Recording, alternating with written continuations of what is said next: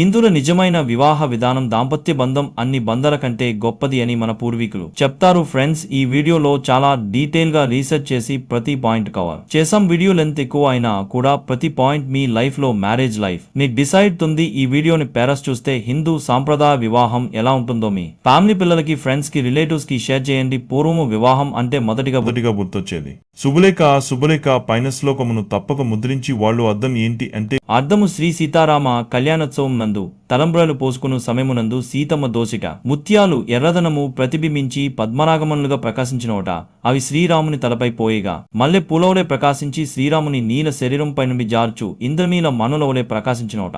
వివాహమును చూచిన చేసిన వారికి అందరకు నిత్య శుభములు కలిగించునుగాక అని పై శ్లోకమునకు అర్థం. అంటే వివాహంలో వధువుని ఇలా భావించేవారు, వరుడుని ఇలా భావించేవారు. నెక్స్ట్ స్టేజ్ బాసింగం. దీనిని బాసికం అని కూడా అంటారు. జస్ట్ ఆడు కాదు, మిమ్మల్ని ప్రొటెక్ట్ చేసే అస్తం లాంటిది. అంటే నమ్ముతారా? మ్యారేజ్ లో జరిగే ముఖ్యమైన బాసిక మానవుని శరీరంలోని నాడుల్లో ఇడ పింగళ సుషుమ్న అనే 3 నాడులు ముఖ్యమైనవి. వీటిలో సుషుమ్న 1 అనే నాడి కుడివైపు, సూర్యనాడి ఎడమవైపు చంద్రనాడి ఉంటాయి. ఇవి రెండూ కలిసే చోటు ముఖంలోని భ్రూమధ్యం. దీనిపై ఇతరుల దృష్టి పడకుండా వధూవరులకు ఈ స్థానాన్ని కప్పడానికి బాసిక ధారణ చేస్తారు. ఈవెంట్లు ఫస్ట్ ఇది. ఇక్కడ అబ్బాయి ఫాదర్ చాలా ఇంపార్టెంట్ రోల్ ప్లే చేస్తారు.